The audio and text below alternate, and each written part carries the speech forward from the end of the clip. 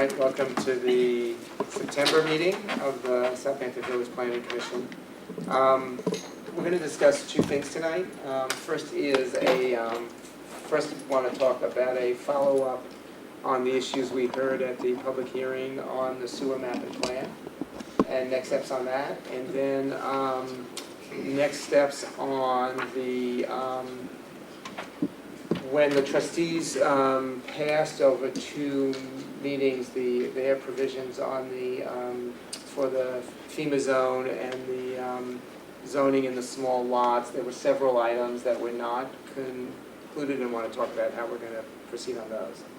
So first, on the sewer map and plan, I want to go over some of the issues we heard at the hearing and sort of follow up, and then open it up for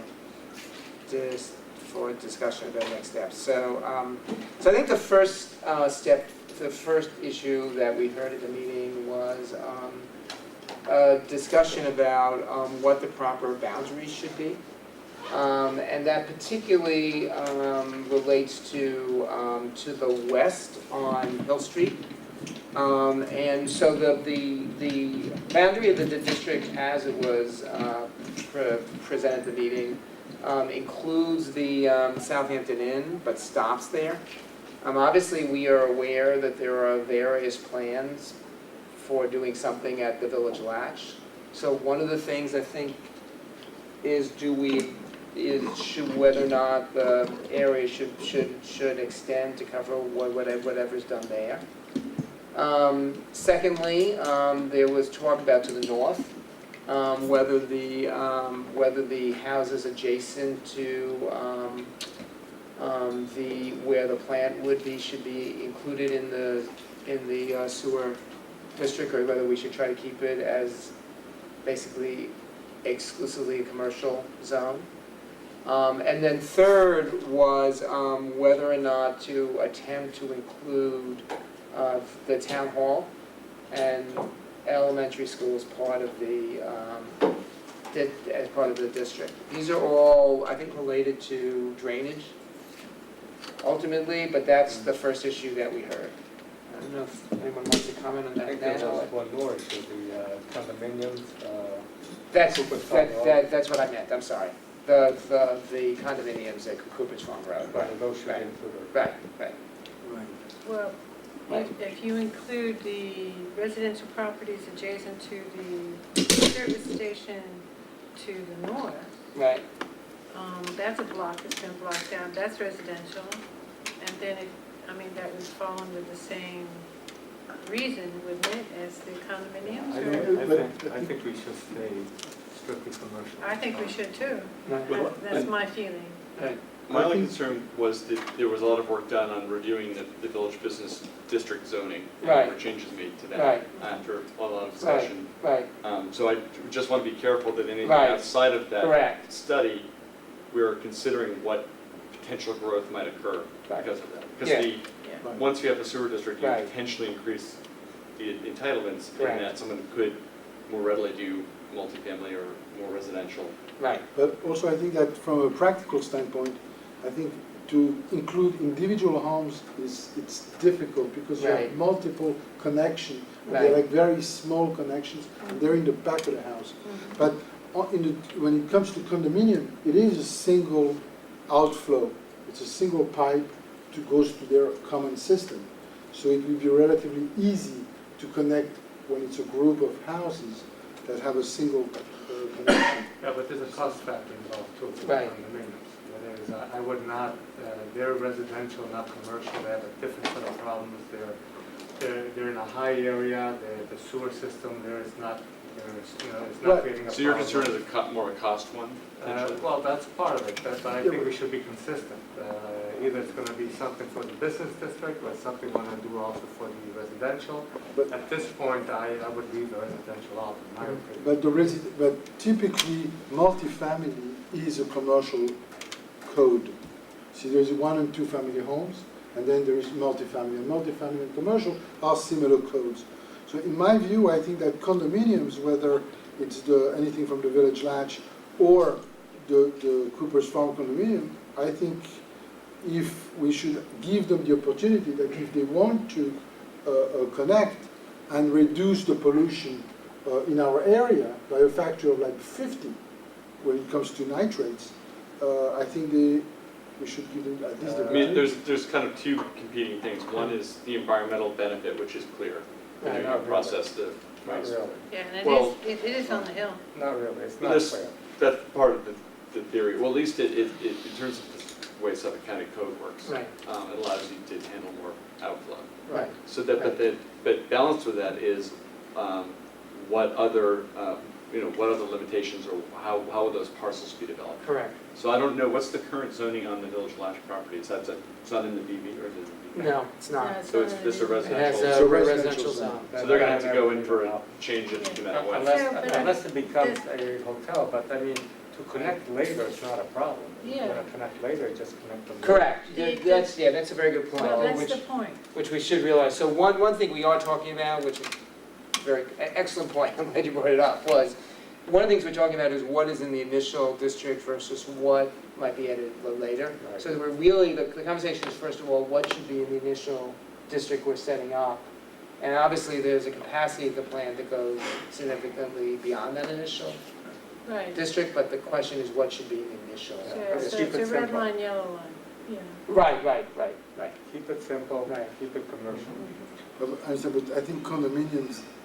Right, so that's the question. And then the second question, I think, is on the, on Town Hall and the elementary school is, it gets complicated because in part, obviously, you can't force them to pay. Right, that's municipal. So it gets, it's more complicated, so I think that's a more Right, complicated But conversation. we have the library here. The That's library not will really- be connected. Library would Well, be no, I connected. see it, but that's not municipal. No. Oh, We'll see that. Library is municipal. it is municipal. Yeah. Yes, Yeah, it yeah. But Well, it's there are part, other but it's municipal part, but things it's in part of the. Yeah, no, there are municipal things, but no, you're absolutely right. But to the extent we extend it, well, is. the, Extended to include. right. I'm just curious, do the condominiums have their own system? Yes. They do Oh, already? not, No, they have no, a they have septic septic system. Oh, okay, so they don't have their own, No. They don't It's- treat. It's a septic system. oh, right? okay, I Right, see, septic okay. Right. All right. Again, I the was just septic curious. system, when you're higher up, I don't think that's really creating a problem for agriculture. It's more down on Jobs Lane and whatnot, they're right on the water table. And there you may have a problem. But once you get further up, I don't think it's an issue right now. What But, was you know, wrong? it could be, later on, it can be a convenience for the condominiums Yeah, to want to hook up and whatnot. But Yeah. I don't think it's that a big a problem right I don't know if anyone knows the answer to this, but how does Suffolk County permit it once the sewage treatment plant is in place? Does it still go through Suffolk County? Yeah, no, each time you expand it, you have to go But I mean, back. for an individual, Yeah, you still have to go back, property. yeah.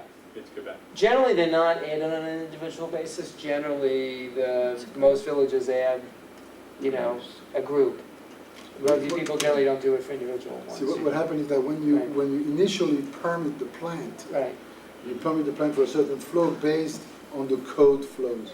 And then after 3-4 years, when you have a history of the flow, then you can expand just the district without necessarily having any physical expansion. Correct. Because you can show that your flow is actually less than was predicted.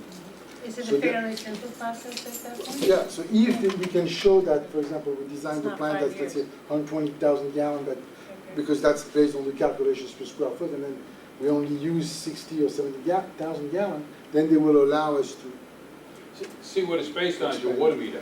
The Right. gallons that go through your water meter is how you bill. right. So whatever they use that way, that'll show up.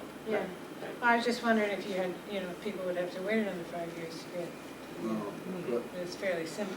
I would suggest that we give them the opportunity. I think that if this Cooper's Farm elects to, because they feel sometimes people just want to do good, not just want to save money, but they feel that they are part of our community. now. I doubt it, for No, the commercial. But I think we should give them the opportunity. I think can that ask them. it is they are in the center of it all. For the commercial, they have a Same- high cost, because they keep on having to drain the septics and whatnot, there's a Yes. cost involved for them. Right, for the condominiums, they don't have that. Right, it's not gonna be an easy and economic issue Yeah, as it is economically for makes no sense. the businesses. Well, I think the same thing for the village lunch. I mean, we should give them an opportunity if they want to, whoever buys. So okay, so that's the first, just to want to go through what the issues are. That was the first. The second is, which I think is, there were questions at the meeting, which I think we need to address, which is, so this is one step in what's gonna need to be a multi-pronged program to improve the water in Lake Agawam. One thing that was brought up in the meeting, which is clearly correct, is this in and of itself will not solve the Lake Agawam problems. So I think in the updated work, we need to show what percentage this is going to deal with of the problems in Lake Agawam. There's many problems in Lake Agawam. There's multiple things that are causing the current circumstances, but this is on one step. But I think we need to be clearer, first of all, that this is not going to alone solve its problems. And despite what it looks like this summer, there's actually been significant number of steps taken in the last 5 to 10 years to improve things. So that was second.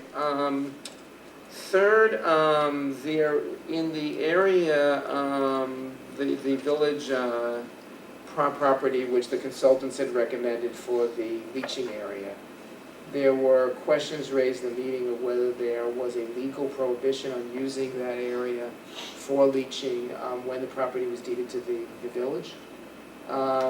And all I can say is our early work in researching, and we found the deed, does not show any prohibition. So it was deeded for open space and parks. It's actually not a map park, it's just mapped as open space right now. So, you can do a leaching pool, which would then allow you to do open space above. Just to be clear, when you say a leaching pool, it's not water above ground, the earth is Right, not correct, soggy, correct, you walk correct. on it, that is, you would not know. And Right. there was quite a bit of concern about whether they're gonna see anything. Right. The only thing they're gonna see is maybe a couple of steel manhole covers, and they could be painted green, and you're basically gonna see grass over them. Why would you have manhole covers? See, we'll get How is into a it. leaching pool constructed? Is it like tubing that goes No, underground? it's probably a regular cesspool, but they're all interconnected, Okay. so that the flow goes into it. So and there'd be just- several and it just- cesspools, Yes, and the flow goes in there and then it and leaches back into the table, so you want an inspection couple in case you Sure, it's like a don't. septic system, except it's clear water. Yeah, it's just clear water going in. Right. And there was a big question about, what it's gonna look like, and they were concerned about it. They won't see anything, really. We need to It'll describe it. look just like it is now, except there'll be a couple of manhole You'll see very covers. green grass. Well, yeah, we get more water. Right. Right. Then I guess, next, So the next step.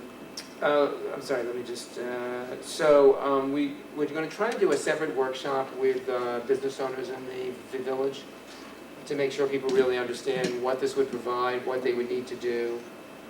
So I believe Steve Funch is working with the Chamber of Commerce to try to set up that meeting. That's important, get some Yeah. feedback as well. Right, as to what right, they're because I'm gonna concerned impact. that we're not getting a lot of the owners coming to these meetings, and Yeah. ultimately they're the ones who are really impacted by this. So we want to get this. Let me just tell you, in my contracts with my Right, buildings, right. if it does become a sewer system, it's Right. a tenant's responsibility to make the hookup.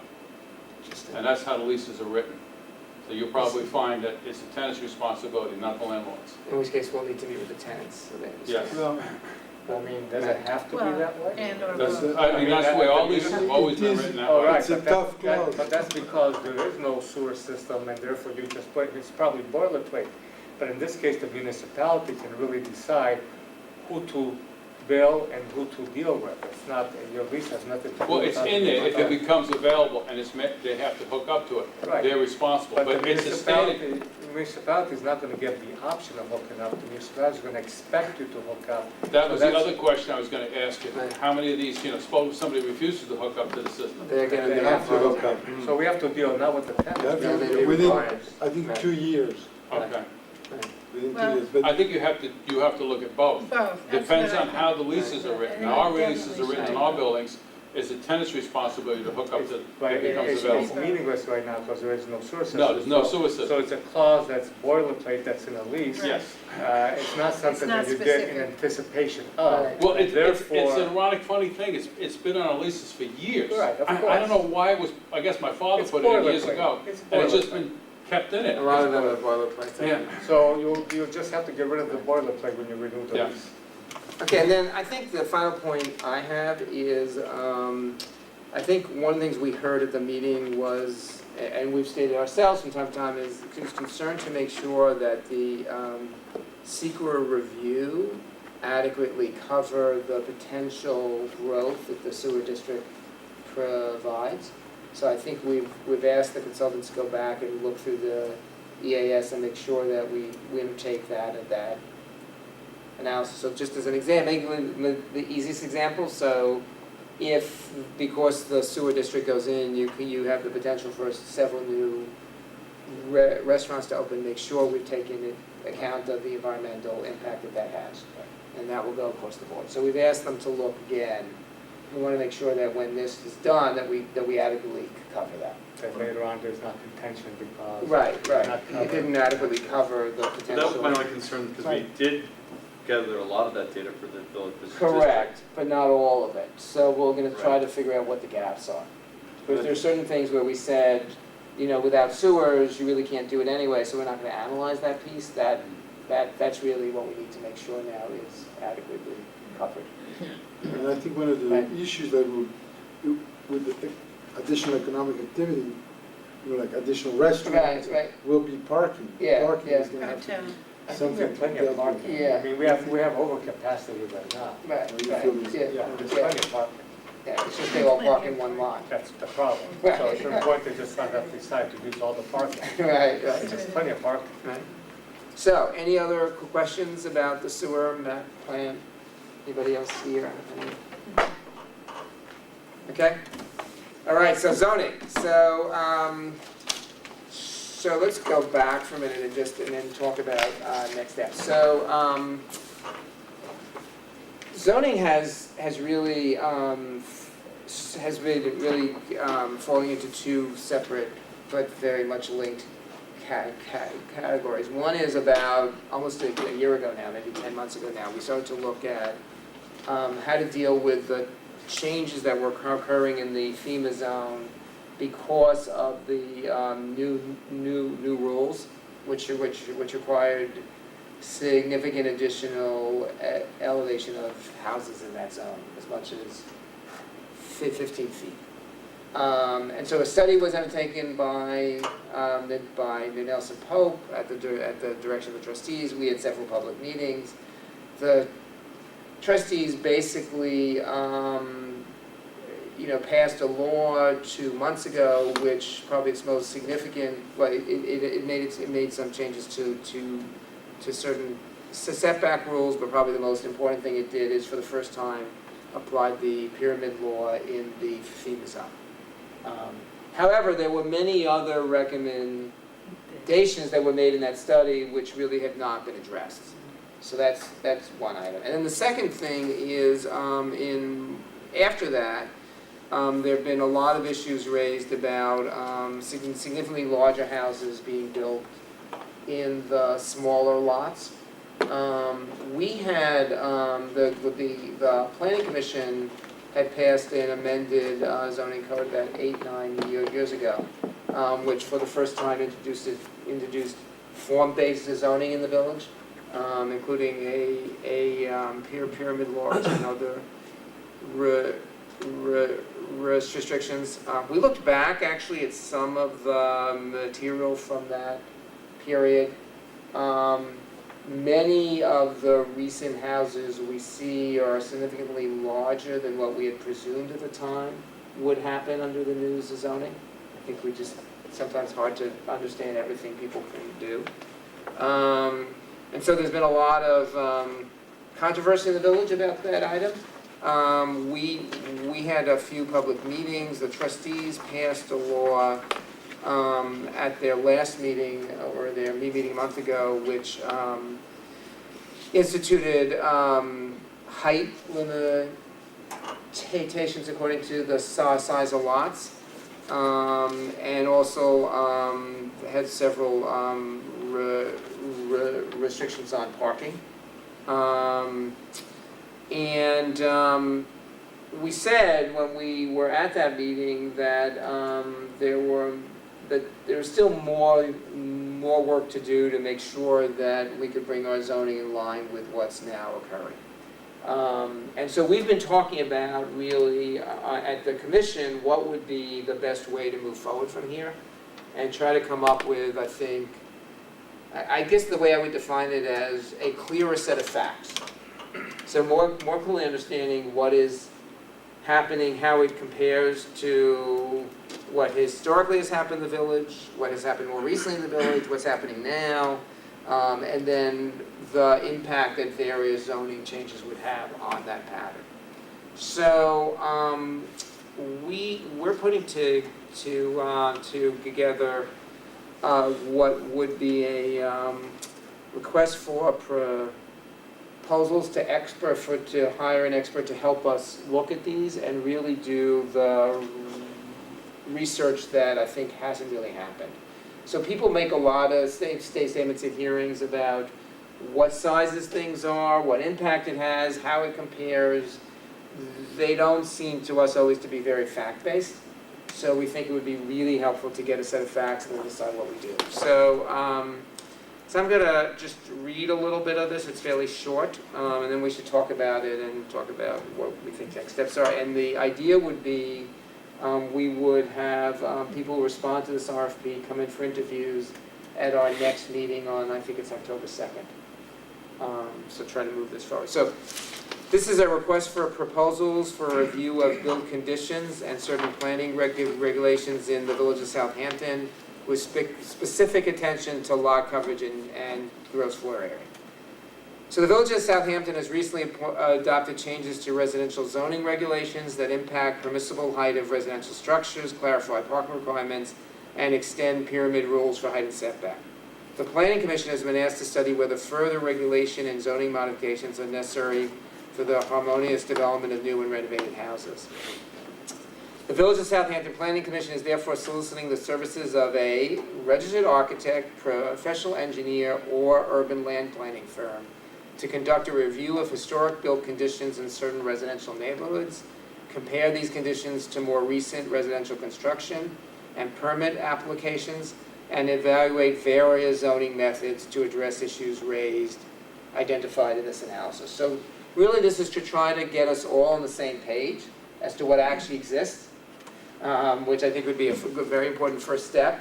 And then use that material to really test how various zoning mechanisms would impact that. So phase one would be to gather existing documentation and or conduct field surveys of a sample of existing building envelopes. And I think one of the things we need to talk about is what is the sort of minimum number we would like to see, because there's a lot of different types of the buildings in the village. And so we want to get a broad enough survey to really reflect the range of buildings we see. Sample lots to be determined in consultation with the Planning Commission. Phase two, prepare visual materials and statistics, including street elevations of targeted blocks, tables, and charts, and the building envelope. 3D diagrams to convey findings regarding existing conditions to the Planning Commission, trustees, and the public.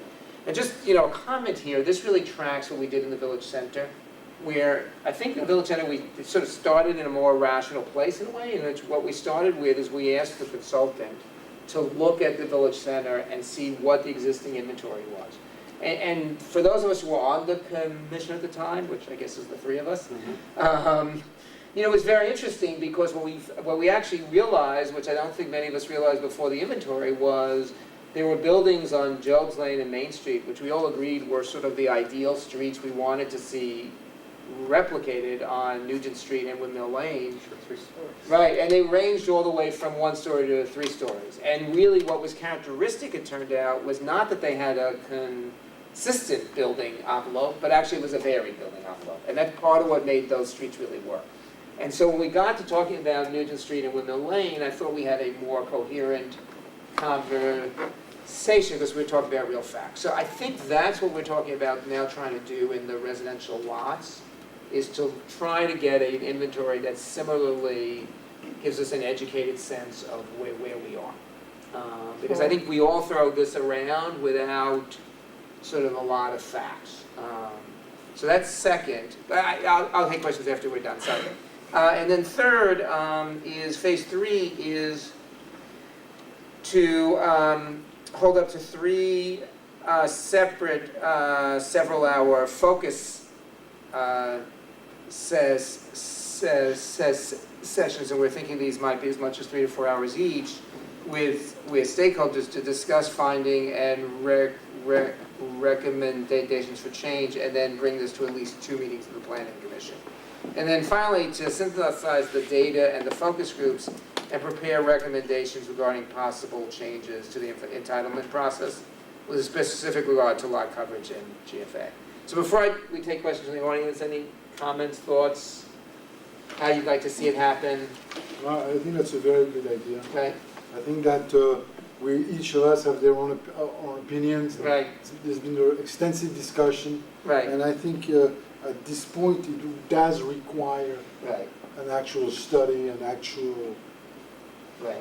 I think we just have to be very careful on the sampling, that is, Right.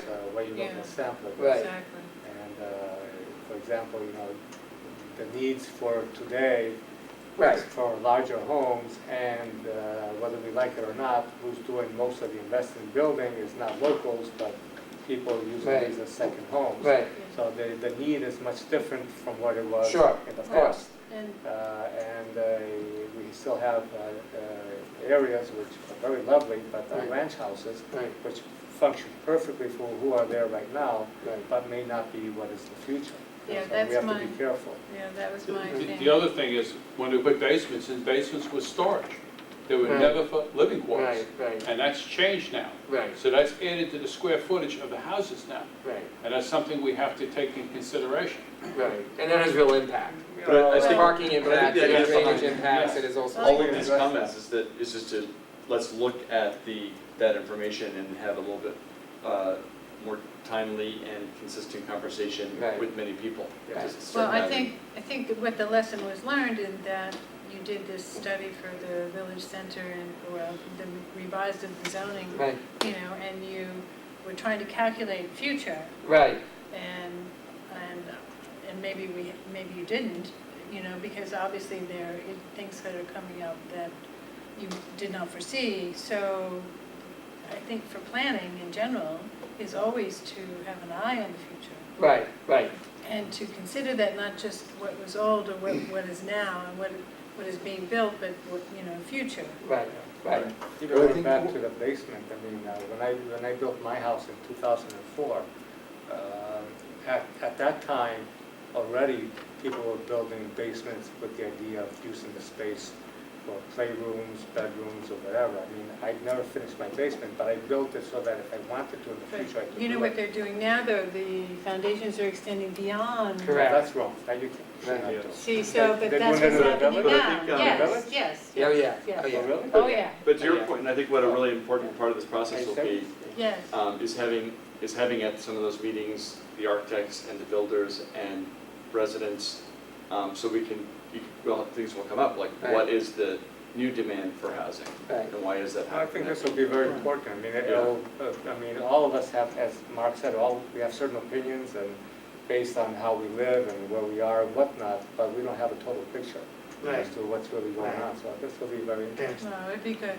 Right. So I think that when the code was written 10 years ago, I don't think they foresaw that the ability to demolish the house at the rate we're demolishing. Right, Now, we did- people thought that there were going to be expansion. They were no. Nobody they were- thought you were going to actually change that Everybody building was, envelope. everybody was demolishing back Well, then. no, I would say, let me actually be a little more careful, but I think you do have a point, which is, what we thought at the time was, this is why planning is difficult, because it's always, you can't 100% predict. What we thought at the time is, we were seeing some very small, generally not in good shape, older houses getting torn down. We thought that would continue to happen. So that we knew, or thought we knew. What we didn't see, I think, at the time, at least I can speak for myself, was that large, Right. very good shape, older houses, Right. houses that I would be happy to buy and proud to own, honestly, Okay. would get torn down. I just, that That's never exactly right. occurred to us, because people would take a large two-story 1890s house, a gorgeous house, on a beautiful lot, and replace it with a 2.5-story house with a pool house and a staff space and with bedrooms in the basement and everything. We never saw that coming. I mean, that I can attest to. And I'm not saying it's a bad thing. I'm just saying that trend we did not see coming, and that's obviously now endemic in the village. So whether or not it's good or bad, I'm not opining on. I just think in that context. Now, you know, it's interesting because you walk around the village, you know, and every time I walk, I am reminded of this. There are 2.5 and 3-story houses all over the place. I mean, that's probably what's different about this village. On Post Crossing, on Elm Street, on Woolley Street, on my street, on Gin Lane. I mean, you could go everywhere, and you know, we have a more varied building structure than a lot of the villages have. Yeah. So, but there's obviously something happening now that makes those feel different. And that's part of what I'm hoping this inventory will show us. Why is it that, you know, we currently have 2.5 and 3-story houses on Elm Street, and yet that street doesn't have the same feeling as other streets where new houses are being built? There's something that, you know, I think it's very hard to put your finger on it. What is it that's different? That, and maybe just that they're old and they feel different when they're 50 years old than when they're brand new. But we do need to. I think that's what the facts will help us with, is understanding what's different. It may be that, in fact, for example, the difference is that people are now building several structures rather than one. You know, I mean, when I bought my house, I actually thought, you know, you build a house. Now I would be seen as, you know, old-fashioned and probably not suitable here. You have to build a house and a pool house and maybe a tennis Yeah, court. so that's luck. And you know, and all these things, and a motor court to show off your cars. So, you know, there's a desire now to do a lot more building a lot than I think we thought. So I'm hoping that this inventory will help us understand that, and maybe make the conversation more about dealing with the facts as they are, including, I would agree with you, Eduardo, how people live, because I don't think it's helpful to try to say Go back. people live exactly like they Yeah, did, because no. it's just not going to be No, they realistic. don't. Right. So, Yeah. comments from the, yeah, I I'm sorry, I did this, but just introduce yourself. Oh, Michael White. Okay. I recommend that we have the Historical Society. Why don't we hire them? They already have this information. They have pictures, they have cards, they have houses. Like, I think if you guys really knew how this village looked 60, 70 years ago, you would actually be making houses larger. Because these houses were 40 foot back then. They had barns that were 30 foot high. So I think that's the way to go, because they know all this stuff. Hiring somebody from Hop Hog or Melville or wherever you want to get them isn't going to help us. These are guys that could come in and do a presentation and explain exactly what was on every single lot. I'm doing a project, and I have input from them on North Main Street. They showed me the old Jagger house. They showed me what was there, the barns. I'm going to try to recreate it the best I can. And they have all this information. That's a great imagery. And if you saw how big these houses were and how big the barns were and the scale of it, and like you were saying, the new houses don't seem like the older ones. The older houses were actually closer to the street. They were 25 to 30 foot away. Now we're making people put them way away from the road. You can't see them. They put up these giant hedges. And it seems like, what I think you were saying is, like, it seems like everything's like a secret house now. Like everything you can't see from the road. It's just privet. And you don't see anything. And I think if you really saw what went on years ago, and by hiring them, I mean, they have so much information. I've been there for hours, and you wouldn't even believe the pictures they have. They have stuff that people could never find. This is the Historical Museum on. Yeah. And And, you know, they're always, Good you inventory. know, they always need help with Mhm. donations and stuff. And I mean, I think it somehow would be worthwhile to get them in here, because they know everything about this village. You could make at least a presentation. Yeah, Yeah, I yeah, getting that Does that inventory is a back up good to idea. the coal produced property, the terminal, oil terminal? Yes. I saw that barn burned down. Yeah. 1952, it was the late summer of '52, it was full of straw, Right. and they didn't dry the straw enough, and the thing caught fire. And I'm gonna go to the ZBA, I'm gonna try to reproduce that barn, higher, at that height. Make all the houses white there, the white picket fence, because that's the entrance. You might ask Jim Malone, because his family were renting that barn. Yeah. Yeah, and I have pictures of it from the Historical Society, they have all the pictures. I think it's only a good idea to get that inventory and talk to them about what information they have. But that could really be part of phase one, which is to Right, gather existing right, documentation. yeah. So it'd be really interesting Right. to Right, talk to them Right. and see if we can gather photos or Right. surveys. yeah, yes. Well, you're acting as if you were responsive to demand, but it's the zoning that has created the demand because real estate prices are determined by square footage. Ergo, as soon as you permit that, houses get bigger and bigger, even though families are getting smaller and smaller. Now, the comprehensive plan, zoning, as you know, came to the municipalities as a result of giving you the police power. It is the most powerful tool for changing, for social engineering, and that is what has happened in this village, to its detriment, because we now have 50% of the residents who are not all year, they're second homeowners, and the terrible effect that this has on a village, they don't vote here, après moi le déluge, they do not care, in the same way that year-round people do. Now, to go to a small history of land use, well, I was going to say litigation because that's my field, but land use policy, let me remind you that the comprehensive plan is meant to be the most important part in which the people in a village or in a municipality express what they want.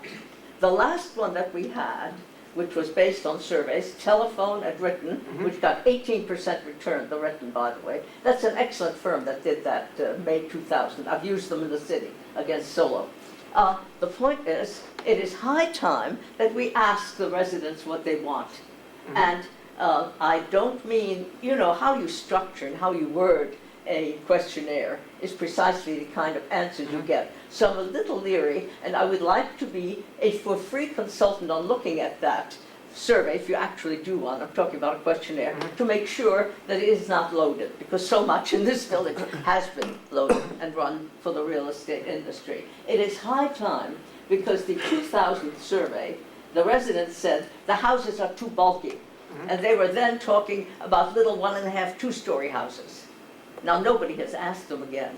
The zoning code under which we've been laboring, which is the November 10th, 2005 zoning code, is total violation of that comprehensive plan. And I'm sure you're all much too sophisticated not to know that zoning is meant to implement a comprehensive plan. So you now have an opportunity to make right a little bit of what has not been ruined by finding out what the residents actually want in this village. I just want to bring up a point. In the last census, we went from 4,000 year-round residents down to 24. And I can see us dropping down another 1,000 down to 1,400 year-round residents. Right. And that's a disaster. And this is what's happening. It's just, I've got classmates that I grew up with. Yeah. One wanted to stay in town, 2 did not stay in town. They could not afford to buy a Right. family And that's homestead. the zoning. And this is what's happening. I know, well, that's exactly what I'm trying. Perhaps this is the one well-intentioned group, because so many others are run by their lawyers. Could I ask you what you mean by residents? Yes, well, I'm talking about the voting residents, Oh, yes. I think one has to make some limitation. Unfortunately, Bill Hattrick tried very hard when he was president of the Southampton Association to get the estate people to vote here. And they should have, but they don't. They really don't. And I think that's the only way to limit it, the voters. But if you have another idea, it's fine. Couples, they'll split. Yeah. Oh, I mean, of one course, thing I totally would good. say is certainly, I think part of the point of this is to get more response. And one of the things I think is difficult right now is we all respond based on our thoughts, and as Eduardo said before, we have, there's many different opinions even on this commission, let alone the public. But one of the things that's concerned me at the last few hearings is I think many of those comments are based on what people think, but not based on the facts. So I do think it would be helpful to get some facts, at least when we argue and debate and reach out to the public. For example, I think asking someone, what do you think? I think if you can send them a drawing and say, is this what you want? I think it actually allows people to And you have give to have two drawings, a the more way it informed was and the way response you want to make than it just now. saying, do you want smaller, that's, it's like That's the saying, bias the saying, question do is, you want more to eat? Yes, but, maybe you don't just want any food, you want certain types of food. So we'd like to try to come up with something that's clearer about trying to express what people That's actually. why I'm volunteering for looking at it. I did a Right. PhD in this stuff. I'd like to also make a clarification, that is the zoning that was passed in 2008 or whatever, that actually gave a drastic reduction compared to the zoning existed before. Before, all you had to do was build within a building envelope, and you were allowed up to 6,000 square feet, Correct. even in a quarter-acre lot. So the new zoning that we implemented reduced that dramatically, so it was in the The right evil was direction. done in 2005, not in So 2008. we did not create a zoning that increased the size of the homes or pushed people to build bigger. We actually reduced. what Not in could be built. 2005. You doubled and tripled the No. residences. Come to my area, please. There you also violate the covenants, Yeah. Just one last thing, to really get a genuine answer from somebody in this village about their house. You ask somebody with a small house, they don't want a big house. But I've bought from two hypocrites that have been against projects I've had. 2 years later, they come up to me and they call me, oh, by the way, do you want to buy my house? I want to move out of the area. And they don't care. And there's one such person that most people know in Wickapog Road. I'm not saying who it is. She's against every project on Wickapog Road. She has the oldest house in the village. Michael, I think we said before, and I really get enforced into these meetings, I really don't want these meetings to be about personalities. I want these to be But I'm about the trying to issues. prove a point. Nobody knows. Listen, let's just call her on Street A, okay? This lady on Street A doesn't want, she says, my house is the oldest house, you can't tear it down. Well, you know what? Her house is for sale, and she says you can tear it down now. And that's what goes on, and this is what makes me so mad about this village is, when you're living here and you have the little house in the block, you don't want anything going on. When you're ready to sell your house, you can build a mansion, and I want $2 million for my quarter acre.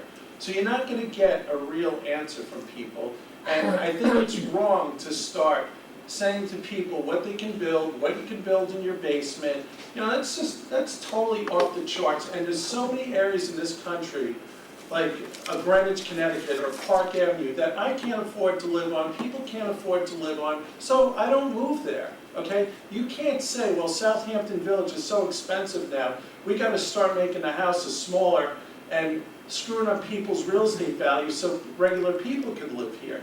That's not fair to people that own real estate. Let me actually try from a different point of view, which I think is really what zoning ultimately is about. So zoning really, if you read zoning text and you look at why zoning was implemented, it's to create development that is consistent and harmonious. And that's, I think, our job, is to make sure at the end of the day that the zoning in the village makes that happen. Now, people have different opinions of what that is, but since 1912, I think it is, I'm not sure I have the year right, but for at least 100 years, the courts have accepted that municipalities in this country have the right to say, this is what you can and can't build. And that's very basic, and that's just law. So, I agree with you. so the question for us, and I think the challenge for us, is how can we do it in a way that reflects what's actually happening now? Because I totally agree, to create zoning that doesn't reflect the way people are living and what they're building is not gonna work. We've seen that before. And to ruin the market and reduce. Right, and no one has that, and certainly, we all live here and own houses here, none of us want to ruin property values. The other side of that is, on the other hand, I think there is a strong feeling among many people in this village, it may turn out to be incorrect, but it's certainly a strong feeling that many of the changes going on are really changing the nature of some of the oldest residential streets here. So I think as the planning commission, it's our job to respond to that in an informed way. Not to just say we're hearing these opinions, but say these are the facts and then present it to the trustees. They are the ones who ultimately decide, we have just an advisory role here. But I think that's something we need to respond But I to. think going into your point is that I think that we believe that if we don't do anything about it, it's gonna actually have a negative impact on the Right. property values. Right. It's too That the late. no, it's gonna have a negative. 99.99% built here, it's too late. If you said to me there's a giant forest around Southampton, we want to limit it, I'd say, great, it's too late. And then you have another thing, and then what we're talking about before this is a sewage system, which is counter to doing what you want to do. Sewers are only made for one thing, density, they're not made for pollution, and that's a fact. Exactly. Where do you think the pollution goes? It goes up in the air, it goes to Bergen Point, and they pollute the ocean with it. No, at Bergen Point, what do you the do with this- manufacturers, Fertilizer, no. they- fertilizer, exactly. They don't do that, they bring it to Bergen Well, Point. that's why doing the business district, it's density, you're correct. You're gonna get more density, you're gonna get more flow, you're gonna get more apartments, you're gonna get a bigger hotel there, you're gonna have 4-story hotels. Right. That's what's gonna happen, and believe it or not, I don't I'm on think we Edmund's permitted side when 4 it comes to density, because that's what's gonna happen. You wanna talk about a little house adding a basement, but meanwhile, you wanna build a 4-story restaurant or a hotel, or make the No, Village not Lounge that. into Days You Inn. haven't looked at the zoning No. in the And village also center. Zoning in this Look at the village zoning in is, the village center, what you're talking about cannot be done. the zoning in this village has been stopped by the health department because Right. it needs sewage treatment. You put that Right, plant but we in, put a zoning in place to eliminate any overdevelopment. There probably will be some development, certainly Nugent Street can use better development, and Windmill Lane can use better development, but the development that will occur, and it will occur, will be consistent with what you have on Main Street and Jobs Lane. so you have. So there will be development, there will be more density, but not rampant, the More way that you're More explaining. stores, no parking for it, and more traffic. Plenty of No, parking it's right plenty of now. parking. And you're gonna have more wet stores, more restaurants, All right. and And we there'll don't be more have to traffic in the have village, something. and there'll be more business. but the next thing we wanna talk about is that somebody's kids living in somebody's basement. Like, I don't understand the logic, you know, You're you're worried talking about about what's in apples my and oranges basement. here, you're talking about two different things. No, I'm talking about the same thing, we're talking They're two about completely zoning, different things. zoning like One Paul is the said. village business district, it has nothing to do with the residential. We're Yes, talking about it has everything to do with it, because all these residential streets are gonna be filled with more cars cutting through. So you're saying that, let's make these houses smaller, let's like take a We haven't bedroom said off. anything. We haven't said anything Well, about that. you want, I mean, What we are saying is that we need to devise a zoning where the impact of your neighbor is limited, that your neighbor cannot build something that impacts you so negatively, that it impacts the value of your property or impacts how you live. So you want And a this small is how house? we want to, We as a didn't- village, we want to be able to manage that growth. Again, let We me don't be know clear, that yet. our I'm role just trying to here is explain. to, I mean, I know zoning very well, Mr. okay? White, with all due respect, just, I think what we said is, what we really want to do is do a study, understand the facts, present the facts to everyone, work with architects and people who are building houses and residents, Let's look at the and study. everybody else, and get opinions, and then then recommend to the trustee. We may say, you know what, Right now, existing it's zoning's working. perfect. Fine. We may We don't know say, that. this needs to change, but we're trying to start out with what I think is most missing right now from the conversation is an inventory which shows us the facts. Well, So we know what other villages have done, we know, obviously, the trustees have done some things today. The analysis. We're now trying to do the analysis that I think will inform the conversation. your board has been great, and you've been using your brains, and you've been We're doing trying. studies, but the trustees come in here with the Southampton Association, and oh, let's lower this, let's move this, let's go, and that's not the way you do it, this is the way you do it. And if that's the way zoning's gonna be, a piecemeal put together, you're gonna have a mess. So we're trying to do it in a more studied But they're way. not listening to you. Well, hopefully they will, so, Well, we hope they right. encourage them. I did, I've been before them, I said, why aren't you listening to this board? This is what this board's for. I just want Yeah. to tell you one thing. There's a book written, Crossing the Sound, that tells the history of why these people came here. And I read the whole excerpt to the village board. It's all on zoning. And when they came here, minimum lot size was 4 acres, unsubdividable. They spelled it right out in the rules and records. And this is 1640 they had zoning, because they didn't like the urban sprawl that was taking place in Lynn, Massachusetts. And the book is called Crossing the Sound. So we've always had zoning of one type or another, yes. Right. Thank you. Other comments? I just have a Yes, question sorry. for Ellen.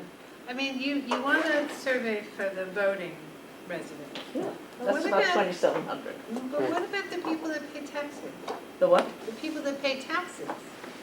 That's fine, I don't care what limits be you everyone. set, as long as you get a comprehensive group of Right. people, and not necessarily just, let's say, the estate people whose views are different, whose needs are different, although they're gripey too. Because I know people that pay taxes, and they do. Yeah, well, I pay taxes, I'd be delighted with Well, that. I know, and you probably vote too, but you know, some Absolutely, people I might do. just pay taxes and not vote. I even voted for Epley, I've regretted that ever And since. not permitted in this We're not meeting. saying your name. Not permitted in this It meeting. shows you that college degrees don't make You wisdom. can say that at the trustees meeting, you can't say that here.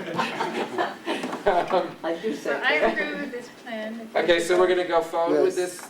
Do I have a show of hands? Yes. Okay, so we're gonna get this advertised immediately and we'll have interviews on October 2nd.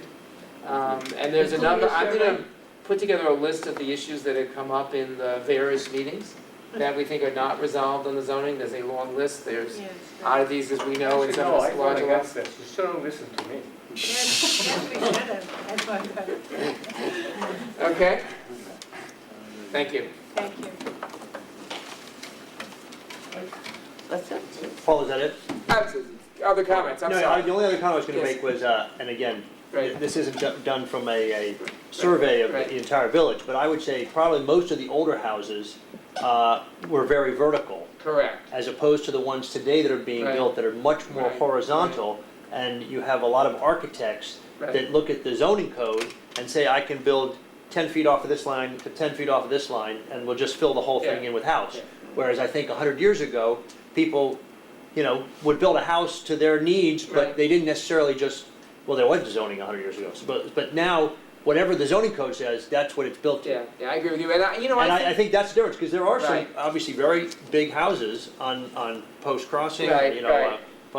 and Halsey? Elm, but again, they're much more vertical as Correct. opposed to horizontal. Yeah, yeah. And I think when you go down a street where you have all these horizontal houses with very little space in between, it does change the character Right. of the streetscape. Right, and I agree with you, and that's, I think, why an inventory is gonna be helpful, because I think people often define the issue as height, Mhm. and I'm not sure, I think that's a very cursory look at the issue, because I think, in fact, it may be not just height, it may be more about bulk than height, Oh. and that's what the inventory is gonna tell us, Yeah. I'm hoping. I was gonna say, I think you Right. should put down on your list of things to look at, side yard setbacks. Correct, Because I correct. think that has a big impact, especially on a neighbor. Right, That's where there seems to be a lot of, right, controversy, is when someone's house is, 10 feet off the lot line, whereas it didn't used to be there before, and all of a sudden it's a Right. two-story house, and then that does affect the neighbor. But, even an extra 5 feet right. would give a little more breathing room Correct. that you wouldn't feel maybe that it was on Right, top. the other thing I would say that I think we really, hopefully this inventory will show us is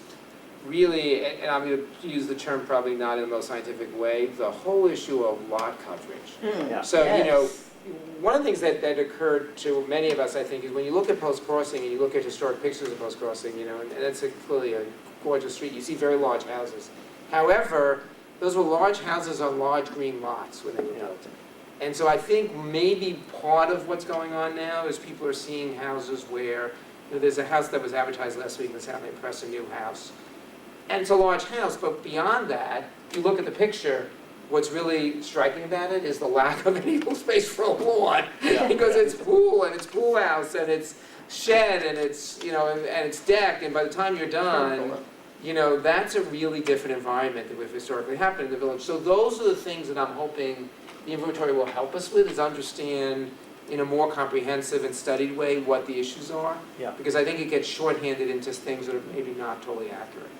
Yeah. So, I just want to make one more Yeah. comment. As a lifelong Right, to resident finish. here, growing up in the 40s and Right. 50s and 60s, they were tearing them down. They called them Right. white elephants. You Right. couldn't give the darn things away. right, In 63, Victorians, they yeah. tore Judge John O'Brien's house down. He was on a corner of Cooper's Neck Lane and it's Great Plains Road. It was a 3-story Italian villa, gorgeous. I got a book showing what the interior. Nobody wanted it. They were tearing them down left and right, or they were cutting the buildings in half right. and moving them all over the place. And now we've gone a Let's do it complete again. cycle. Right. I go hard. Mr. White, one last comment. You know, I just hope that somebody invites Tom Edmonds here. Of course. And Yes, that the will, other It's a thing great is, idea. I think it's important that Yep. maybe the village does something with them and lists these houses and gives them to real estate agents, like a list of certain houses with the history of them, so they don't come down, because Right, people don't realize how historic some of these. Right. I want to say, when I was on the architecture review board, the real estate people would never tell the people that they were buying a historic home. They come to our board and all of a sudden they find out, oh my God, we can't do this. Yeah. Well, and the other part is, some of these houses that are 100 years old are just, for a better term, the Levitt house of the time, and they're just garbage, and they'll tell you that they're garbage. But some of them have historical value, they were built well, and there's no inventory in this village, which is a shame, and we just keep talking about, don't knock down the old houses. Just because it's old doesn't mean it's good.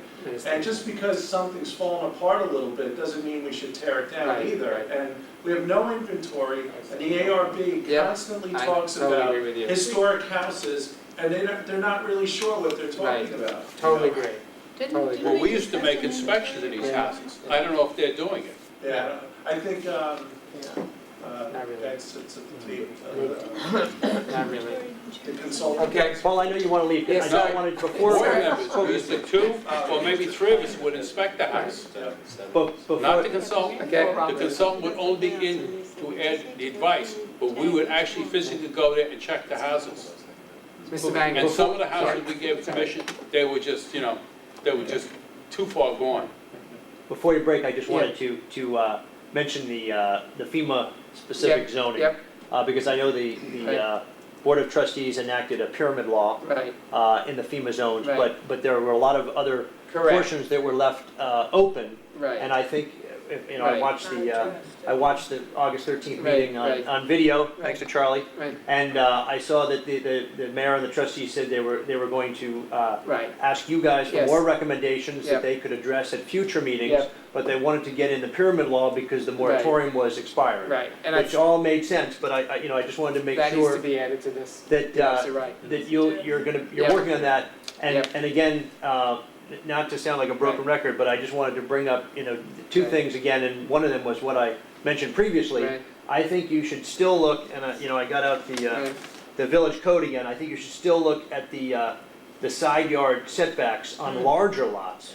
Because again, for some reason, Right. I have this copy here, accessory structures right, on lots 60,000 square feet or larger have to be set back further from the Right, property line right. than the principal structure, right, which makes no sense to me. right, Because it's not like that in any other of the Mhm. zones, in any other lot sizes Right. in the village. But Right. for some reason, 60,000 or greater, the principal structure gets to be closer to the lot line. And I Yep. think certainly, you know, down in the FEMA zone, right, having, again, even an additional Right. 5 feet Right. would make a difference Yep. to the neighbors. And the other thing I wanted to address was that I know that the consulting firm, Voorhees Pope, suggested having a different height restriction right, on narrower lots. correct. And I As think, did we, by the way. and I think that still really Right. should be addressed. pushed, because Right. again, if you have a substandard Right. lot, Right, and you're gonna go to Right. BFE plus 2 plus 35 feet, right, right. even with the pyramid law, You gotta you're gonna get a very tall Yeah. structure. No, I agree, and Uh, in fact, we voted that at our last meeting, and I think that's something we want to return to. And the only thing I was gonna give you again from the zoning code is to show you that in the R120 and the R80 residence lots, which are again all in the Mhm. FEMA zone Right. along the bayfront and the ocean front, the minimum width for lots in there is 200 feet. Right, So, I mean, anything that's under 200 feet, according to the zoning code of 1973, is actually substandard. correct, And I think substandard lots should be treated a little differently than Mhm. somebody who has 5 acres or 6 acres. I'm They sure they should have have plenty of their room, but right, if they have a substandard lot, that's where it Right. begins to affect neighbors. They Yep. should have their own rules. yep. So anyway, I can Great. leave the pages that I copied Great, for you guys. Great, But Has that was anybody it. gone I down and looked appreciate at that house? yes, Yes, I Yes. looked at it. That thing's way too high. yes, yeah, Has anyone been on Elm Street lately? yeah, yeah, I agree. Yeah, no, it's actually pretty stunning. Yeah, because, You can see it now from actually the corner of Near the club? Halsey Neck and Meadow Lane. Yes. It's amazing. Oh, gosh. It's like, that's quite a distance to be able to That's a see a tower. house. Yes. That's a tower. Right, right. I mean, it makes the new house they built directly across from the Meadow Club, which Tiny. ARB, it makes that one look small. Right. We were arguing about whether we should allow them to do it or not do it. Right, right. Which, we're talking about the one, 40 million. the one by the, I don't know, 40. yeah, but you mentioned the other one that's. Okay. There was one, originally it was owned by Mrs. Lawrence Condon's beach house. Right. And the house was destroyed in the '38 hurricane. They built a block building that they used for a beach house. Then it was sold and the building was torn down and they built a brand new house next there. And next to the left of it was the Ark and that burned down. Right. But they came with the new FEMA codes showing what we had to do for the height. So they did the landscaping and everything, they blended it Very in. well So the landscaped. house does not look that large. But when you look at that house and the new one they built down, the new one towers over this Right, one. yeah. It was a Francis Francis Fleetwood was the architect, right? Huh? Francis Fleetwood was the I think architect. it was, yeah. Okay, He was good. thank you for coming.